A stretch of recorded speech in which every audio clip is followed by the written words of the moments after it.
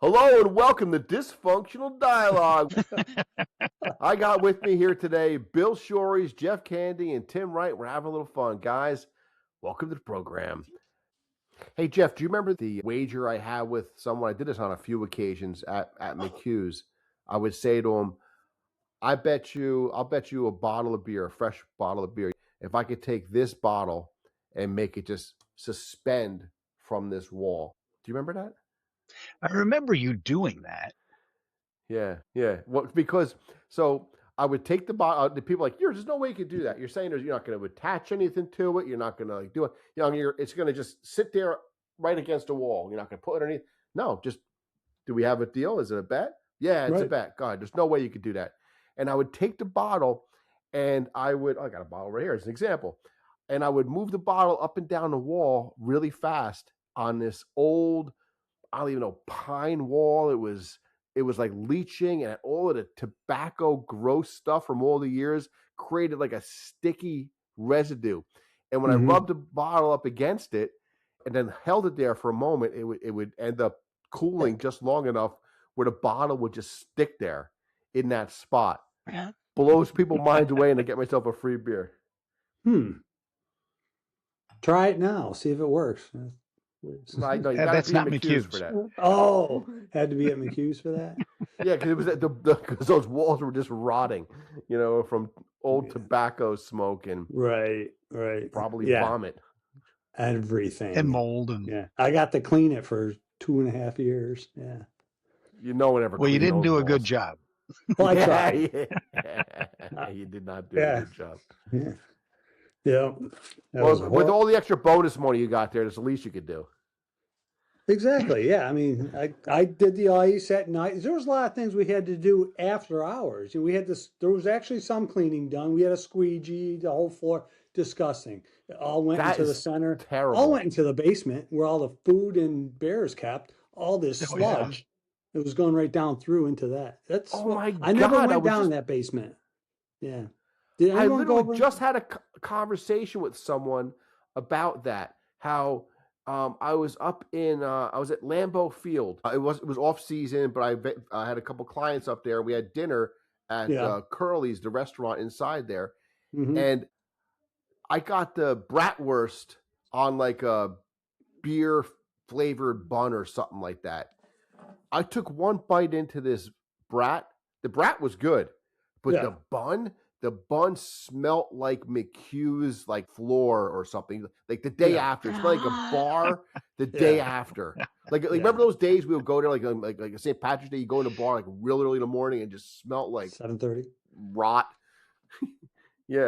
That's what this thing. And I was joking with the person. I wonder if they were actually literally storing the bread and the other food items underneath the floorboard, and that's how it was getting seasoned. And then here you go and say that's where their food was underneath there. That's so nasty. Yeah, it was pretty bad. Now they did have Jeff. They had progressives at McHugh's, right? You would have been front and center. 5 cents. Nickel started at 5 cents, right? Yeah. Nickel traps at 8 a.m. 7 Because a.m. I tell some people at work, certainly the generation behind us, they're like, no way. I said, no, I'm pretty. In fact, if we switch towns and go to Romans, they had I know they had nickel 12 ouncers, which blew my mind. That you could get a 12 ounce. They only did it for a certain window of time during the week. Yeah. So what Tim is referring to is on St. Patrick's Day, we would show up there at bar was open at 8 a.m. in the morning. We would literally line up there, and it was one year we actually couldn't wait to start drinking, so we got ourselves some Kool-Aid and vodka while we waited online at 7:30 in the morning to go inside. And you sit at the bar. The first people get in there, you have a bar seat, which we did, and you put down $1 bill, and they'd give you 20 cups of green beer. Decent sized cups. There's probably like 7 ounces of beer in there if I had to guess. 8 ounce, probably 8. Yeah, 8-ounce cups, 7 ounces of beer in there.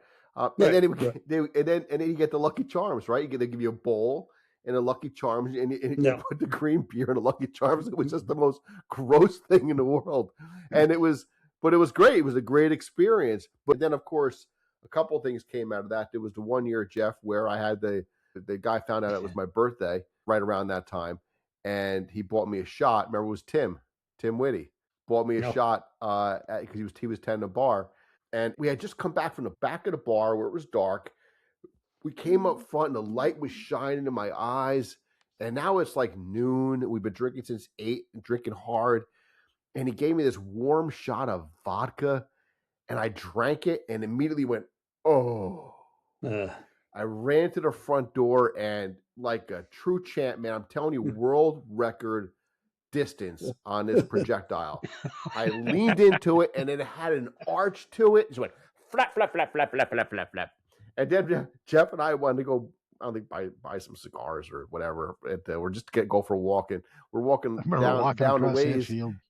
And the bouncers ended up seeing us, stopping like every 10 or 15 feet and like, and then later on, I'm probably conflating, multiple St. Patrick's Days into one. But then, the other one was Brian trying to navigate the cups that he had gotten as his reward. He had a stack of cups. I mean, the screen won't even cover it. It was a lot of cups. That was at the library that he did that. That's right. Exactly right. And so I showed up to the library because I was late that day because I had to do my job in the morning for that hour, and I get there and all of you guys were just falling over each other, trying to help each other off the sloppy floor, laughing. Okay. One guy would try to go pick the other guy up, and you would both fall. The table would fall, and it was a big old mess. And then we ended up walking over back to her like McHugh's or Cheers or something. And of course, Brian had dropped his cups on the middle of the road, middle of Main Street, and he is happily just trying to pick up his cups. And as cars are going around him, and he's picking them up, and he's just wandering over. And finally, there was one last cup he had to pick up, and then wind kept on catching it because the car was driving by, and he couldn't quite get it. And finally, like a drunken little kid or something, he got his cup, and he looked up at us with cars going around him. He was the most proud person in the world to have achieved that fact that he got all his cups together again. Oh, my God. I remember on the way there, he was tired, and he decided, hey, this bush looks comfortable. So he just sat down in a hedge, and created this big Brian impression. It was like he turned like this hedge into like a Brian lounger. Yeah. Remember one time that Kathy, Brian, and I got the great idea at about 9 a.m. or probably 10 a.m. after drinking all morning of going back to campus and getting breakfast. And I brought back a loaf of toast and just gave it out to everybody at the bar. And just like, you want some toast? Oh, you brought the food back to the bar. Yeah, just like a loaf of toast. I mean, brought back. I remember that. With the progressives, I mean, it started at 5 cents a beer. Was it every half hour it went up a nickel? No, every hour. Every I'll hour. fill in this blank. Yeah, every hour it would go up a nickel. So the thing is that the bar next door, Cheers, they open at 9. So when the McHugh's beers became 10 cents, we're like, oh, well, that's just too expensive. Right. So we go next door to Cheers. We got nickel drafts over there. Right. Yeah. Yeah. Then we would go to Partners, we go to Library. Yeah. Yeah, that image of Brian running into the side of that cop car, though, I'll never forget that image. Hysterical. That was fantastic. All right. But why don't you frame that out from the beginning, though? Jeff probably has a better recollection. I think I was Jeff. probably look at him just laughing. one step close. I was as bad off as Brian, so I know, but I do remember the scene. Yeah. Give the story all the justice it deserves, Jeff. We're at the library, and which I had a bar. Not the library, which is a bar, right? The bar library. And I was wearing my rugby jacket, and we were getting shots and stuff like that, and kamikazes, and right. Tim kept taking like the cups that they'd mix everything in, the stainless steel cup with a shaker mixer. And all that. Yeah, the shaker. Yeah. And he kept putting them in my pockets of my jacket.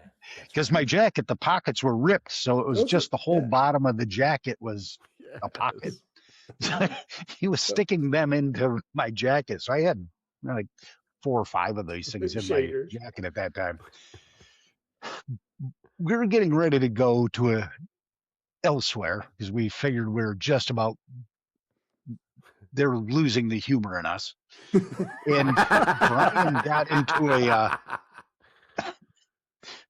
Brian got into a little verbal assault with one of the bouncers. Yep. And they pushed him out the door, and he turned around and he punched this piece of stained glass window. And he punched the glass right out of the window. And when he did that, he was like, oh shit. And he ran. And it was right at a corner. And just as he ran to the street, a cop car was just in the area, coming down the road, and made that turn. Well, completely blindsided Brian. He T-boned the back of the cop car. You couldn't time it any better. You could not time it any better. I love that hit like Brian, the back door of the cop car and fell down. Brian running like, T-boned a cop car. Yeah, with his body, just with his body. With his body. In fact, probably dropped his cups. Stopped like, what the hell just happened? Did Brian fall down? Did Brian fall down? Did he bounce? What happened? Brian's still on the street getting up. Is there a Brian impression in the side of the vehicle? Yeah. He could have been. He hit it pretty good. I don't think anything happened though. They didn't take him away. This is your 21st birthday, Tim. Did they take him away on that one? They did. On that one he did? That's when he got arrested. Yeah. Oh, so he got to stay overnight or something like that? Yeah, he got. I got to talk to the. Yeah, you made me talk to the cops because it was your birthday. Talk to the cops. That's true. That's true. Yeah. So what did you tell? Just like you and John made me talk to the cops after we got back to DeVoe that time. After you guys John was in a suit because he had given a presentation. You were dressed up. I had just come from rugby practice, so I'm covered in mud and got my rugby jacket on. I'm dirty, and you guys make me talk to the cops. Yeah. Oops. Well, because you know what, Jeff? You always project yourself as much more responsible than Tim and I did, at least back then anyway. You always did. I would agree. I would agree. Yeah, you could have been covered in all kinds of shit and it wouldn't have made a difference. You still would have come across better than Tim and I. Not in Pennsylvania when we got pulled over when Brian tried to kill us. You guys made me drive. We had a great idea of crashing a wedding in Ohio. It was a buddy of yours. Our buddy Will Murphy's wedding from Brian and I's buddy. Yeah. Okay. So at about 11 o'clock at night, we had the great idea of we were at McHugh's. Let's crash this wedding. So we drove. It was Mike and John were in the back with all of the beer between them. Wait, hold on. Brian was driving.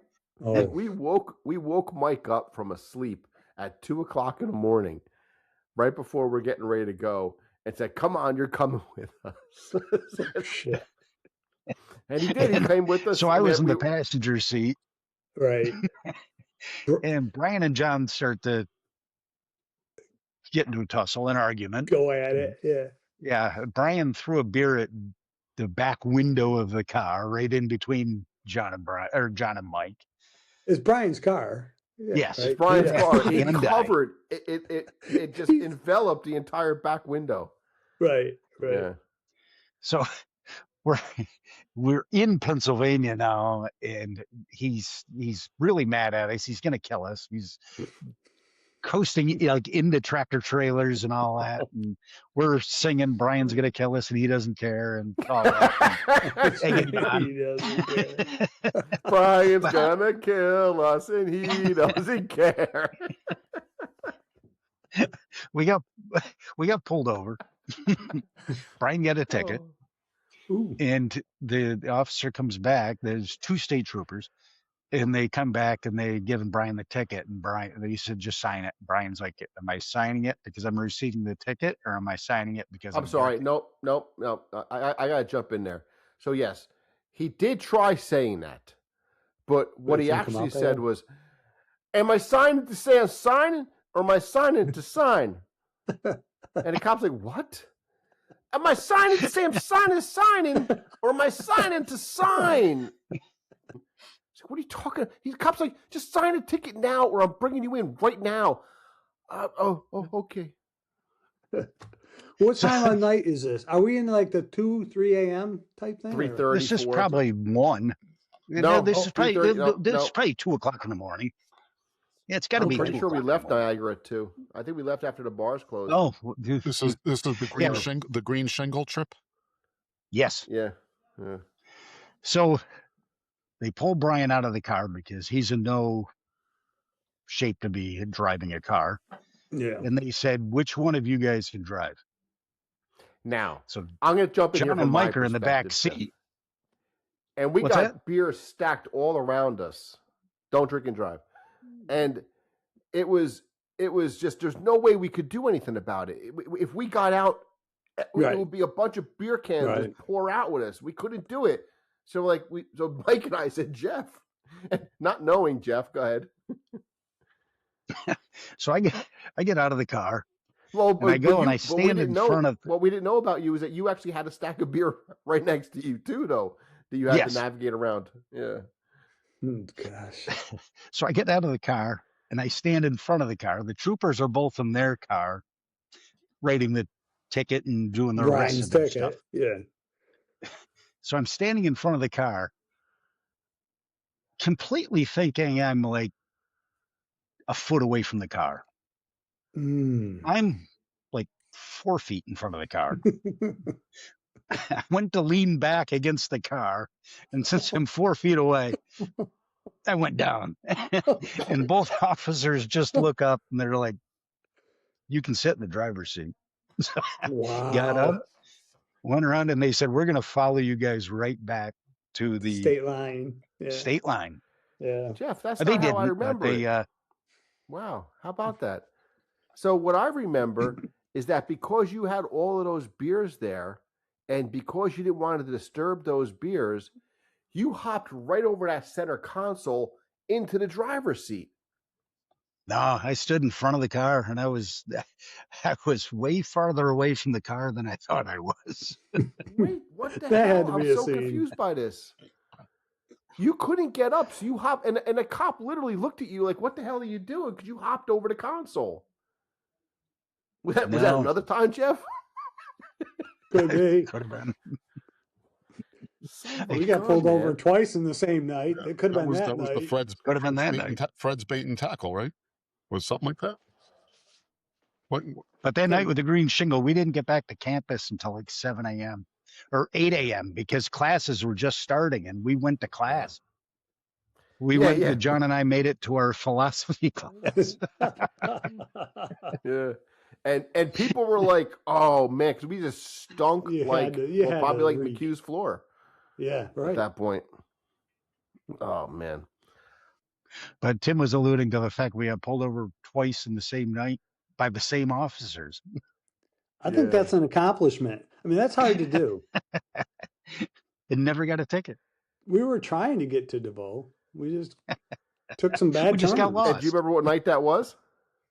Do you remember why you were out and about? No. You got mad at us, so that's why we left. Yeah, you drew on me. I woke up and you guys were like drawing on me, and I chased you guys out of the apartment. So you guys went out and had a little fun. That's what Brian told the officer. We left the house because we drew on a friend and he got mad at us. He got mad. And in Brian's mind, that was a perfectly legitimate excuse that would sound perfectly okay for a police officer. Sure. So, Bill, would you rather have the ability to see 10 minutes in the future or 150 years into the future? And Bill, your answer right now should be 10 minutes in the future. So this way I would have known to get the hell off this call earlier before you start asking these questions. Well, thanks for answering the question for me that you just asked me. So I'm now totally deprived of being able to answer. So, Tim, what's your answer? It would have been 10 minutes into the future. But why do you think 10 minutes? It'd be pretty cool to see things 150 years in the future. Why? Are you going to be here?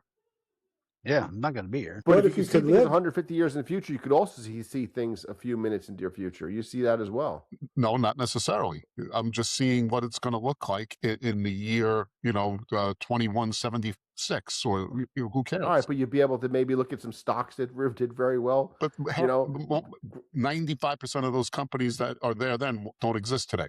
So all right. you're talking about 95. Bill with a nice very little opportunity. pragmatic answer. Should have expected as much. Yes. 10 minutes. Yeah.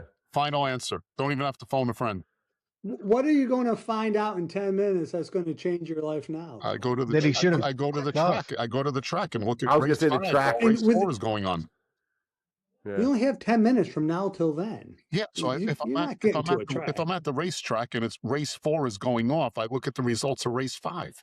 Yeah. I see. Yeah. I see. Yeah, the track, you could do real well at the track. Yeah. Yeah, but I can see that Oh, going I bad see. too, because people see, you have to play it smart though, Bill. Otherwise, you end up in a Twilight Zone episode. There you go. Right. Right. Yeah. It wasn't part of the question. Hey, Jeff. It was 10 minutes or 150. Jeff, would you rather? Fucking Bill's always such a pain in the ass. You Jeff. asked a question for me. Clarify You it. answered Clarify this. it for him. Just clarify it. Bill, please clarify more. I was Bill, looking forward please. to answering the question. All right, Jeff, would you rather have to always say everything on your mind or never speak again? Wait a minute. I think he's done. Am I on a road trip with Bill? No, exactly. So Jeff and Bill took a trip across the country. Bill, you got to tell this. I think people will get a big kick out of this, man. So Come on. I referenced this little book earlier, and it's Yeah. going to take up too much time. But in here, after like the third day, I started writing. Stop for lunch. Jeff said 6 words.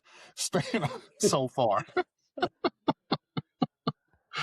But even on the way I didn't speak from Minnesota to Montana. What Not about a word. Michigan?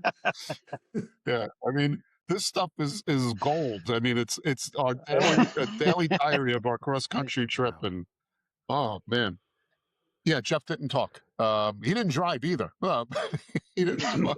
I did in Colorado, and I killed a bird in about I 2 did in minutes. Colorado. You guys started out on the East Coast, and you're telling me you one of the didn't best drive until you got to It was Colorado? Colorado on the way back. On the way back. Wow. I just So you lost my drove audio. all the way over across the country He and got to the back to point where I said, Colorado. to I'm go- not gonna ask him to drive. I'm gonna wait till he offers. Fair enough. Don't ask, don't tell. Right. Yeah. Yeah. And and then he got behind the Man, wheel. you should have seen the suntan I had on my right arm. He got behind the wheel, and in the first 6 minutes behind the wheel, he killed an animal. So, Oh. The Caught a torture. bird from behind. yeah. The bird was flying, and I was like, I caught up to it and poof, hit it. The bird's name was Brian. He ran right in front of the car. What car was it? Did you take the Cutlass Camaro Yes, or what car did you have? Cutlass Camaro. Yes. Okay. Yep. All right. It made it there and back. Well, That's it broke fantastic. down twice, but we Oh, it did. we made it. Yeah, Yeah. it broke down in the Badlands of South Dakota, and then in Laguna Beach in California. We stopped at a Sears and got California. it fixed. Yes. So Oh, well. So, Jeff, it's fair Yeah. to say that given the choice between would you rather have to always say everything on your mind or never speak again, you pretty much had that locked up, huh? Oh, locked. for 60 years. Final answer. Lock it in. Final answer. All right, Tim, you ready for one for you, Tim? I guess. I know you are. So, Tim, would you rather have a conversation with your past self or your future self? Passed. Easy. What the hell were you thinking? What would you say? What would you say to your past Oh, self? it's sort of in line with what Bill's indicated. You could go back in time that way and change maybe. One of the things I would have changed is saying yes to that trip you guys took across the country instead of not being able to do it. Because Yeah, I regret that to this day. and me And, too. Yeah, when you're in the mode, if you will, just graduate and get your first job, you don't really appreciate that. Now looking back, I absolutely wish I would have done Priceless. that. And So there I go. I'll talk to my past. And you would say, Yeah, but I guess the downside to that, though, we wouldn't have this really great story of Jeff not talking or driving until. Well, I think, you know, the I coulda three said of us were in less. the same house together. We got along just fine. It would have been a good threesome, if you will. You know, you could have told yes, yourself you where will. you parked your car in Canada. You know? that's right. That's right. I talked to Tim on our way to Myrtle Beach. That's right. That's right. Again, I don't Bill, know I'm if you telling you, you should drove. take this personally. Yeah. It- No, that was Jeff that Jeff was said 8 words on the way. Myrtle Beach.